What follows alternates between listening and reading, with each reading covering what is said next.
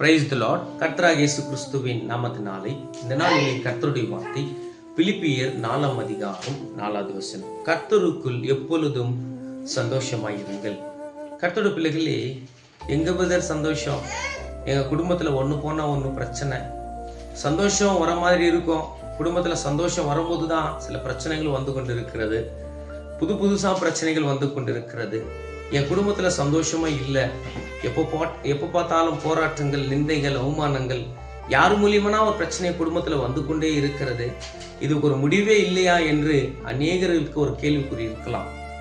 நீங்க இயேசுவை விசுவாசிக்கிற பிள்ளைகளாக இருந்தால், கர்த்தருக்குள் எப்படிப்பட்ட பிரச்சனையா இருந்தாலும் நீங்கள் கர்த்தருக்குள் சந்தோஷமா இருப்பீங்க.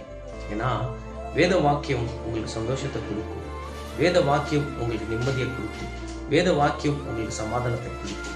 ஏன்னா பிரச்சனையை எதுக்கு சாத்தான் கொண்டு வருவான் என்றால், உங்களுடைய சிந்தனை எல்லாம் திசை மாற்றுவான். அது மேலே உங்களுடைய சிந்தனை எல்லாம் அது மேலே போயிடுச்சுனாக்கா நீங்க ஜெபிக்கிறத விட்டு விடுவீங்க, கர்த்தருக்குள் சந்தோஷமா இருக்கிறத விட்டு விடுவீங்க. இன்னைக்கு எவ்வளவு போராட்டங்கள் வந்தாலும், எவ்வளவு நிந்தைகள் வந்தாலும், நீங்க ஜெபிக்கிற பிள்ளைகளாக இருந்தால் சாத்தான் அந்த இடத்துல வைக்கப்படுவான். அதுதான் நம்ம புரிந்து கொள்ள ஒரு தன்மை நம்மளுக்குள்ள இருக்க வேண்டும். ஏன்னா இன்னைக்கு குடும்பங்கள்ல எதுக்காக சந்தோஷம் காணப்படவில்லை என்றால், புதுசாக பிரச்சனைகள் கண்டிப்பா வருங்க, வராது என்று வேதத்தில் எழுதப்படல. கண்டிப்பாக உபத்திரங்கள் உண்டு, ஆனாலும் திடன் கொள்ளுங்கள் என்ற பைபிள் சொல்லி கொண்டிருக்கிறது. ஆனா சாத்தான், நீங்க அதிலிருந்து சாத்தானை நீங்கள் ஜெயிக்க வேண்டுமானால் கண்டிப்பாக உபத்திரத்திலையும் கர்த்தருக்குள் நீங்க சந்தோஷமா இருக்க வேண்டும்.